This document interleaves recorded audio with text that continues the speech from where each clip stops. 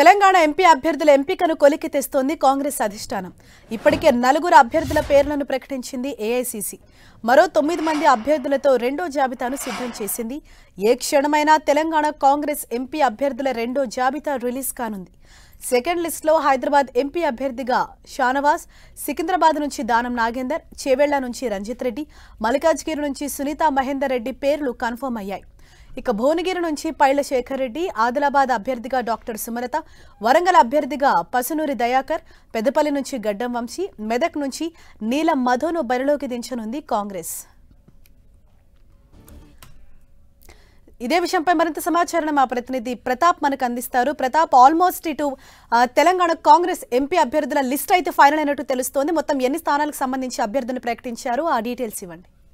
Yes Harisha, ఈరోజు కాంగ్రెస్ లోక్సభ అభ్యర్థులకు సంబంధించి కాంగ్రెస్ పార్టీ కొలిక్కి వచ్చినట్టుగా తెలుస్తుంది. ముఖ్యంగా ఈరోజు సాయంత్రం 4 గంటలకు సెంట్రల్ ఎలక్షన్ కమిటీ మీటింగ్ కూడా ఉంది ఢిల్లీలో. ఈ సమావేశానికి సంబంధించి తుది కసరత్తు కూడా పూర్తి చేసి వాటిని రిలీజ్ చేసేందుకు కూడా కసరత్తు చేస్తుంది. అయితే మనకు పార్టీ వర్గాల ద్వారా అందుతున్న సమాచారం ప్రకారం చూసినట్టయితే రెండో జాబితాలో కూడా 9 మందికి 9 స్థానాలకు సంబంధించి కూడా క్లియరెన్స్ సాధించినట్టుగా కూడా పార్టీ వర్గాలు చెప్తున్నాయి. ఆ 9 స్థానాలకు సంబంధించిన వాటిని ఈరోజు సెంట్రల్ ఎలక్షన్ కమిటీలో వాటికి క్లియరెన్స్ చేసి ఈరోజు రాత్రి కానీ లేదంటే రేపు ఉదయం కానీ వీటిని ప్రకటించే అవకాశం ఉంటుంది. అయితే మొత్తం తెలంగాణలో 15 స్థానాలకు సంబంధించి ఇప్పటికే 4 స్థానాలకు అభ్యర్థులను ప్రకటించడం జరిగింది. మరో 9 స్థానాలకు కూడా అభ్యర్థులను ప్రకటించేందుకు కూడా కసరత్తు చేస్తుందని చెప్పుకోవచ్చు. అందులో భాగంగా హైదరాబాద్ లోక్సభ స్థానానికి సంబంధించి కూడా షెహనా తుబ్సుమ్, ఈమె సుప్రీంకోర్టు అడ్వకేట్గా ఉన్నారు.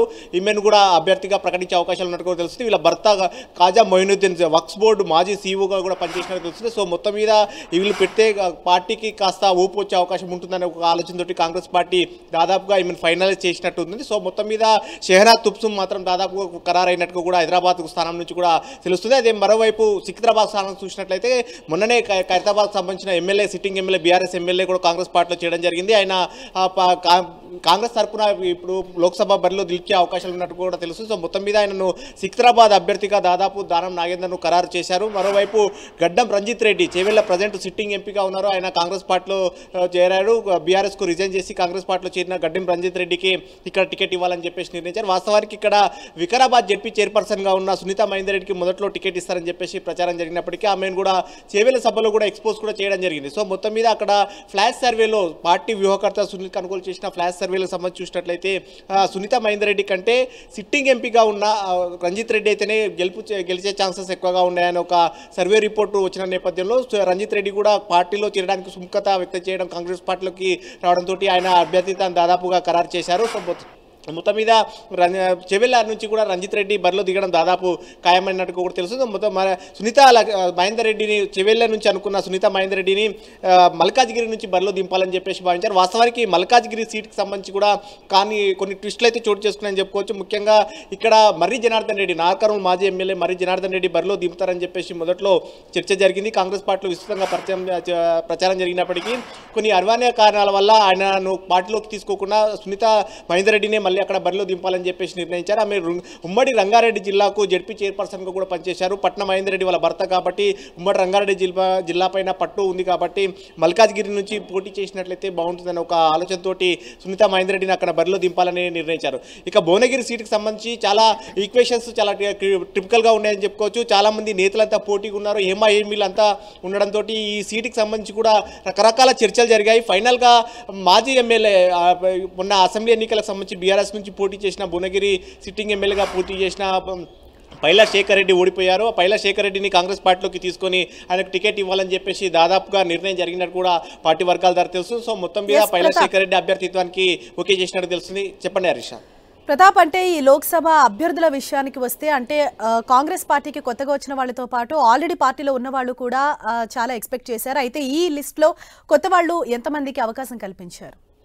దాదాపుగా ఇతర పార్టీల నుంచి గెలుపు గుర్రాలని ఈసారి లోక్సభ ఎన్నికలకు పూర్తిగా గెలుపు గుర్రాలను బరిలో దింపాలని చెప్పేసి కాంగ్రెస్ పార్టీ ఆలోచన చేస్తుంది. ఎందుకంటే ఒక టార్గెట్ 14 అనేది ఒక ఫిక్స్ చేసుకున్న పరిస్థితి. మొత్తం 17 లోక్సభ స్థానాల్లో 14 ఖచ్చితంగా గెలిచి తీరాలని చెప్పేసి కాంగ్రెస్ పార్టీ వ్యూహరచన చేస్తుంది. అందుకోసమని ఇప్పటికే సర్వేలు కానీ బలమైన నేతలు ఇతర పార్టీలు ఉన్నా కూడా వాళ్ళని తీసుకొని పోటీ చేయించాలని చెప్పేసి ఒక ఆలోచనకు వచ్చింది. అందులో భాగంగానే కొత్త వారైనా సరే ఇతర పార్టీల నుంచి వచ్చిన వారైనా తీసుకొని కూడా పోటీ చేయించాలని కూడా ఒక ఆలోచన చేస్తుంది. సో మొత్తం మీద అందులో భాగంగానే ఇతర పార్టీల నుంచి వచ్చిన వారికి మన అసెంబ్లీ ఎన్నికలప్పుడు కూడా చూడొచ్చు, ఇతర పార్టీల నుంచి వచ్చిన దాదాపు 31 మంది అభ్యర్థులకు టికెట్ ఇచ్చిన పరిస్థితిని, దరఖాస్తు చేసుకున్న వారు కూడా ఇతర పార్టీల నుంచి వచ్చిన వారికి కూడా టికెట్లు ఇచ్చారు. ఇప్పుడు కూడా యాజ్ ఇట్ ఈస్గా సేమ్ అదే పరిస్థితి కాబోతుందని కూడా చెప్పుకోవచ్చు. ఎందుకంటే చేవేళ్ల నుంచి గడ్డం రంజిత్ రెడ్డి కొత్త క్యాండిడేట్ అవుతున్నాడు, సికింద్రాబాద్ నుంచి దానం నాగేంద్ర కొత్త క్యాండిడేట్ అవుతున్నాడు, అదేవిధంగా మల్కాజ్గిరి నుంచి కూడా సునీతా మహేందర్ రెడ్డి కొత్త క్యాండిడేట్, పైలా శేఖర్ రెడ్డి భువనగిరి నుంచి అక్కడ నుంచి కొత్త క్యాండిడేట్, హైదరాబాద్ నుంచి కూడా షహరాజ్ తుప్సుమ్ ఈమె కూడా కొత్త క్యాండిడేట్. ఈమె ప్రజెంట్ ఇంకా కాంగ్రెస్ పార్టీకి సంబంధించి ఇంకా ఎలాంటి ఆమెకు సభ్యత లేకపోయినప్పటికీ అప్పుడు తీసుకొని కూడా ఇవ్వాలని చెప్పేసి ఒక నిర్ణయం తీసుకున్నారు. మరోవైపు మెదక్ సంబంధించి నీలం మధు ఇటీవల కాలంలోనే బీఎస్పీ గత అసెంబ్లీ ఎన్నికల్లో టికెట్ దక్కకపోవడంతో బీఎస్పీ నుంచి పోటీ చేసిన నీలం మధును కాంగ్రెస్ పార్టీలో చేర్చుకున్నారు. ఆయన కూడా టికెట్ దక్కబోతుంది. అదేవిధంగా ఆదిలాబాద్ సంబంధించి కొత్త ప్రొఫెసర్ పిహెచ్డి చేసిన వ్యక్తి ఉన్నారు. అక్కడ అందుకని ఆదివాసీలో మంచి గుర్తింపు ఉన్న నేపథ్యంలో ఆమెను కూడా తీసుకొని పార్టీలోకి తీసుకొని టికెట్ ఇవ్వాలని కూడా ఆలోచన చేస్తున్నారు. మరోవైపు వరంగల్కి సంబంధించి చూసినట్లయితే పసునూరి దయాకర్ మొన్నటి వరకు సిట్టింగ్ ఎంపీగా ఉన్నారు, అతన్ని కాంగ్రెస్ పార్టీలోకి చేర్చుకున్నారు, అతనికే టికెట్ దక్కపోతుంది. గడ్డం వంశీ పెద్దపల్లికి సంబంధించి ఇప్పటికే వాళ్ళ తండ్రి చెన్నూరు ఎమ్మెల్యేగా ఉన్నారు వివేక్, వంశీ కూడా టికెట్ దక్కపోతుంది. సో మొత్తం మీద ఇక్కడ చూసినట్లయితే దాదాపు మెజార్టీ వాటికంతా కూడా కొత్త వారికే టికెట్ దక్కుతున్నాయని చెప్పుకోవచ్చు. రెండో విడతలో మొదటి విడతలో రిలీజ్ చేసిన ఈ 4 మాత్రం ఖచ్చితంగా పార్టీకి లాయలిస్ట్గా అంటే పార్టీలో ఉన్నవారికే టికెట్ ఇవ్వడం జరిగింది. మొదటి విడతలో వచ్చిన 4 టికెట్లు చూసినట్లయితే వంశీచంద్ర రెడ్డి మహబూబ్నగర్కి సంబంధించి చూసినట్లయితే ఎన్ఎస్ఏ నుంచి కూడా కాంగ్రెస్ పార్టీలో ఉన్నారు, అతనికి టికెట్ దక్కింది. రవి రెడ్డి వారి తండ్రి జానారెడ్డి కుమారుడు కాబట్టి రవి రెడ్డి కూడా మొదటి నుంచి కాంగ్రెస్ పార్టీలో ఉన్నారు, అతనికి టికెట్ దక్కింది. సురేష్ షెట్కర్ మాజీ ఎంపీ, సురేష్ షెట్కర్ జహీరాబాద్ నుంచి అతనికి టికెట్ దక్కింది.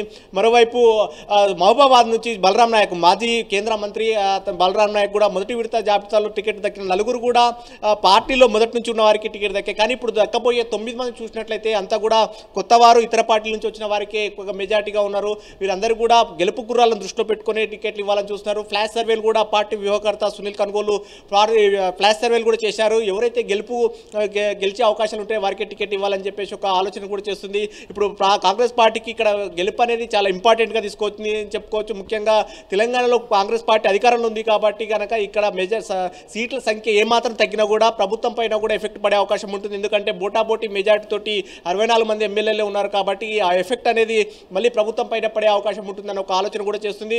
మరోవైపు సీఎం రేవంత్ రెడ్డి కూడా తమ పాలనకు 100 రోజుల పాలనకు రెఫరెండంగా మేము ఈ ఎన్నికలను భావిస్తామని కూడా ఒక ఛాలెంజింగ్గా తీసుకున్నారు. కాబట్టి మెజార్టీ సీట్లు గెలపాలని చెప్పేసి ఒక ఆలోచనతోటి కాంగ్రెస్ పార్టీ వ్యూహరచన చేస్తుంది. అందులో భాగంగానే ఇతర పార్టీలు ఉన్నప్పటికీ కూడా బలమైన నేతలందరూ కూడా పార్టీలోకి తీసుకొని వారికి అందరికీ ఇవ్వాలని చూస్తుంది. సో మొత్తం మీద చూసినట్టయితే ఈ 2వ విడత జాబితాకు సంబంధించి అంతా దాదాపుగా కొత్త క్యాండిడేట్లు ఉన్నారని చెప్పుకోవచ్చు. ఇతర పార్టీలో ఉన్న వారిని అందరూ కూడా తీసుకొని వారికే టికెట్ ఇచ్చే అవకాశం ఉంది. సో మొత్తం మీద మరి కాసేపట్లో సెంట్రల్ ఎలక్షన్ కమిటీ ఢిల్లీలో మీటింగ్ స్టార్ట్ కాబోతుంది. ఆ మీటింగ్లో వీటికి సంబంధించి తుది నిర్ణయం తీసుకున్న తర్వాత ఈరోజు రాత్రికి లేదంటే కనుక రేపు మార్నింగ్ కూడా ఈ 9 స్థానాలకు సంబంధించి కూడా అభ్యర్థులు వచ్చే అవకాశం, మిగిలిన స్థానాలకు ఇంకా 4 స్థానాలు పెండింగ్లో ఉంటాయని కూడా చెప్పుకోవచ్చు. నాగర్ కర్నూలుకు సంబంధించి చూసినట్లయితే సామాజిక సమీకరణాలకు సంబంధించి మొత్తం రాష్ట్రంలో ఎస్సీ నియోజకవర్గాలు 3 స్థానాలు ఉన్నాయి. నాగర్ కర్నూలు, వరంగల్, పెద్దపల్లి. ఈ 3 స్థానాల్లో మొదట్లో కాంగ్రెస్ పార్టీ ఆలోచన ప్రకారంగా తెలంగాణలో మాదిగ సామాజిక వర్గం ఎక్కువగా ఉంటారు కాబట్టి మాదిగలకు 2 సీట్లు ఇవ్వాలి, మాలకు 1 సీట్ ఇవ్వాలని చెప్పేసి ఆలోచన చేసింది. అందులో భాగంగానే మాదిగలకు 2 సీట్లు ఇవ్వాలని కూడా ఆలోచన చేసినప్పటికీ ఇప్పుడు వరంగల్కు మాత్రం పసునూరు దయాకర్కు క్లియర్ అయింది. అదేవిధంగా పెద్దపల్లికి సంబంధించి గడ్డం వంశీ, ఆయన మాల సామాజిక వర్గానికి సంబంధించిన వ్యక్తి కాబట్టి అక్కడ పెద్దపల్లి టికెట్ ఇచ్చినట్లయితే నాగర్ కర్నూలు ఎస్సీ రిజర్వ్ దానిపైన ఎఫెక్ట్ పడుతుంది. ఇక్కడ మల్లు రవి, సంపత్ కుమార్ ఇద్దరు పోటీ పడుతున్న పరిస్థితి. మల్లు రవి మాల సామాజిక వర్గానికి సంబంధించిన వ్యక్తి, సంపత్ కుమార్ మాదిగ సామాజిక వర్గానికి సంబంధించిన కాబట్టి ఈ పెండింగ్ ఉంటున్నారు. మరోవైపు ఖమ్మం సీటుకు సంబంధించి కూడా చాలా ఇంపార్టెంట్గా ఉందని చెప్పుకోవచ్చు. ఇద్దరు మంత్రులు కూడా బట్టి విక్రమార్క తన భార్య కావాలి, నందిని కావాలని అడుగుతున్నారు. పొంగులేటి శ్రీనివాస్ రెడ్డి ఆయన సోదరుడు ప్రసాద్ రెడ్డి కావాలని అడుగుతున్నారు. సో మొత్తం మీద దాన్ని కూడా పెండింగ్లో పెడుతున్న పరిస్థితి ఉంది. అదిలా ముఖ్యంగా ఈ నిజామాబాద్ అదేవిధంగా కరీంనగర్ ఈ 2 కూడా సామాజిక సమీకరణాల దృష్టిలో పెట్టుకుని కూడా వాటిని కూడా కాస్త పెండింగ్లో పెట్టినట్టు తెలుస్తుంది. నిజామాబాద్కి సంబంధించి కనుక ఒకవేళ గత ఎన్నికల్లో పోటీ చేసి ఓడిపోయిన వారికి కూడా ఏం కాదనుకుంటే కనుక జీవన్ రెడ్డి కూడా లైన్ క్లియర్ అయ్యి అతని పేరు కూడా వచ్చే అవకాశం ఉంటుంది. సో మొత్తం మీద ఈ అంశాలకు సంబంధించి 4 సీట్లు తప్ప మిగతా 9 సీట్లు కూడా వచ్చే అవకాశాలు ఉన్నట్టు కూడా కాంగ్రెస్ పార్టీ వర్గాల ద్వారా తెలుస్తుంది. ఒకవేళ వీటిలలో కూడా ఏమైనా క్లియరెన్స్ వచ్చినట్లయితే కనుక నిజామాబాద్కి సంబంధించి జీవన్ రెడ్డి కానీ, కరీంనగర్కి సంబంధించి కనుక ప్రవీణ్ రెడ్డి కానీ లేదంటే కనుక రామచంద్రరావు ఉన్నారు, వెల్చాల రామచంద్రరావు, వీళ్ళిద్దరిలో ఎవరికి వచ్చే అవకాశాలు ఉన్నట్టు కూడా పార్టీలో ఒక చర్చ జరుగుతుంది. సో మొత్తం మీద చూసినట్లయితే కనుక దాదాపు మెజార్టీ సీట్లను కూడా అనౌన్స్ చేయడానికే కాంగ్రెస్ పార్టీ కసరత్తు చేస్తుందని చెప్పొచ్చు. Harisha. Right, thank you Pratap.